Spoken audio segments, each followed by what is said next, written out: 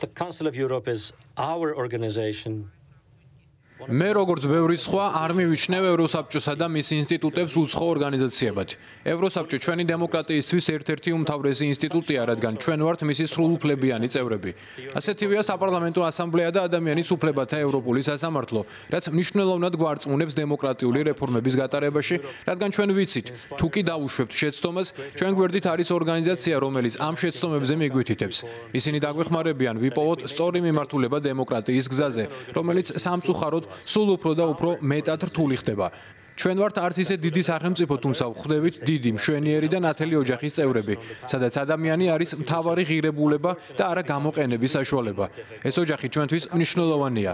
ევროსაბჭო ადგილია, სადაც შეგვიძლია ჩვენი წარმატებების სიხარული გავაზიაროთ და ამავე დროს ადგილი, სადაც შეგვიძლია თავისუფლად მოვყვეთ ჩვენი წარუმატებლობის შესახებ. დღეს საპარლამენტო ასამბლეაში მე სიამაყით ვაცხადებ, რომ 2018 წლის არაძალადობრივი ხავერდოვანი რევოლუციის შემდეგ სომხეთში არავის უცდია არჩევნების გაყალბება. ამ დროის განმავლობაში სომხეთში ჩატარდა 2 საპარლამენტო არჩევნები და 1 თვითმმართველობის კენჭისყრა. 2018 და 2021 წლის საპარლამენტო არჩევნები საერთაშორისო საზოგადოების მიერ შეფასდა როგორც თავისუფალი, კონკურენტული და დემოკრატიულ სტანდარტებთან შესაბამისი, რაც თავის მხრივ ჩვენი ისტორიისთვის უპრეცედენტოა. თვითმმართველობის არჩევნების შემდეგ კენჭისყრის შედეგებთან დაკავშირებული არც ერთი საპროტესტო აქცია არ გამართულა. რიგ ოლქებში გაიმარჯვეს ოპოზიციურმა პარტიებმა, რაც ფაქტობრივად შეუძლებელი იყო 2018 წლის რევოლუციამ.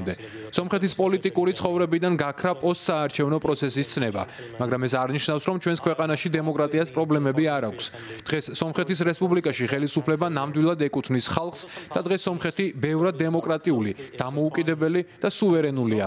დღეს სომხეთის რესპუბლიკაში ხელისუფლება ნამდვილად ეკუთვნის ხალხს და დღეს სომხეთი ბევრად დემოკრატიული, დამოუკიდებელი და სუვერენულია ვიდრე ოდესმე.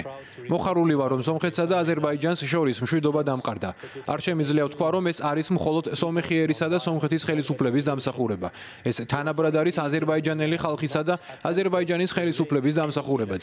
ასე რომ არ ყოფილიყო არც მშვიდობა გვექნებოდა. ეს თანაბრად არის სომხეთისა და აზერბაიჯანის ხელისუფლებების დამსახურება, მაგრამ მშვიდობა ეს არ არის დასვენების უფლება. ეს არის ყოველდღიური შრომა. მშვიდობას როგორც ახალშობილს სჭირდება ყოველდღიური ზრუნვა. დღეს ჩვენს ახალშობილ მშვიდობას ასე დავართმევ. 1 თვე და 22 დღე შეუსრულდა. ჩვენ უნდა ვიზრუნოთ მასზე და ყველაფერი გავაკეთოთ, რომ ის გამტკიცდეს სამხრეთ კავკასიის რეგიონში.